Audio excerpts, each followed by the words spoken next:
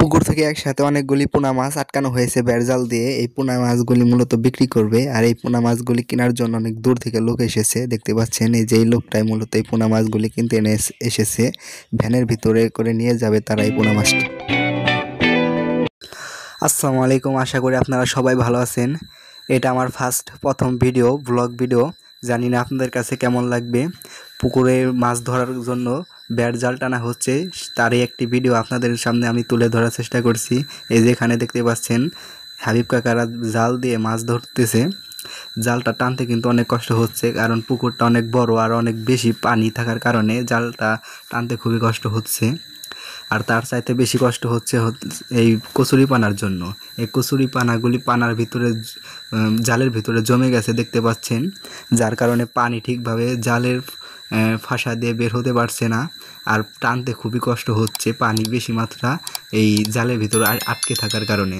আর সাইম ভাই যে দেখতে পাচ্ছেন নিচে জালের পাড়া দিয়ে ধরে রেখেছে, যার কারণে নিচের পাট উপরে না ভেসে উঠে, আর উপরে ভেসে উঠলে কিন্তু মাছগুলি সব লাফিয়ে বের হয়ে যাবে। আর এখন এই যে কচুরি পানাগুলি পরিষ্কার করছে সবাই মিলে, মাছ কিন্তু লাফালাফি করে বেরিয়ে হয়ে যাচ্ছে অনেকটাও। পিছনে এই যে বাঁশ দিয়ে বেঁধে দিয়েছে উঁচু করে, যার কারণে মাছ যেন লাফ দিয়ে না বের হতে পারে। আর কচুরি পানাগুলি এখন এই যে হাবিব কাকা ভালো করে সুন্দর করে পরিষ্কার করতেছে, যার কারণে অনেক সময় লাগতেছে মাছগুলি ধরতে।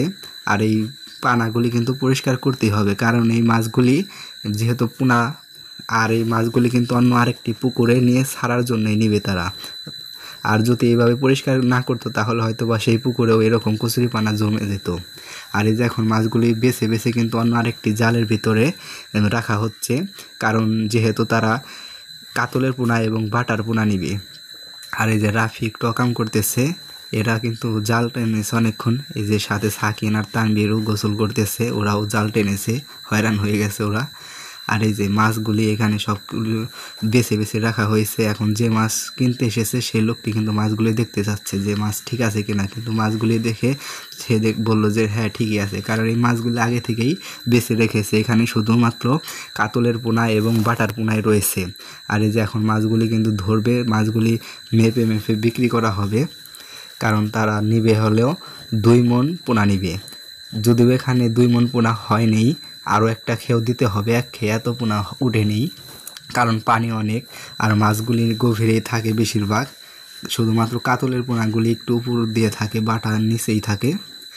এই যে দেখতে পাচ্ছেন মাছগুলি কিন্তু এখন এই যে এই ভ্যানের ভিতরে পাতিলে বসিয়ে তার ভিতরে পানি দিয়ে নেওয়া হচ্ছে। আর পাতিলে ঢালার সময় কিন্তু মাছ ছাটাছাটি করে বের হয়ে যাচ্ছে। মাছ যেহেতু উপরে বেশিক্ষণ থাকতে পারে না, কারণ মাছের কিন্তু অক্সিজেন নিতে পারে না উপরে।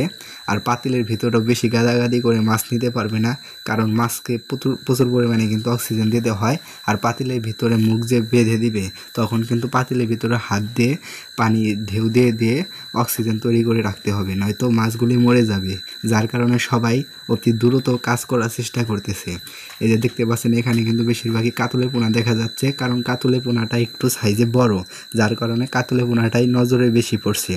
এখানে কিন্তু বাটার পোনাও রয়েছে, বাটার পোনাগুলি একটু ছোট, তো যার কারণে দেখা যাচ্ছে না। এখনও যারা আমার চ্যানেলটি সাবস্ক্রাইব করে নাই, প্লিজ বন্ধুরা আমার চ্যানেলটি সাবস্ক্রাইব করে দেন, কারণ আমি আপনাদের মাঝে নতুন হয়ে এই বুদ্ধিটা আগে করলে আরও ভালো হতো, জাল যদি প্রথমেই মুখে দিয়ে নিত। আর এই যে মাছগুলি এখন ধরা হয়েছে, সবাই নিয়ে যাচ্ছে মাছগুলি।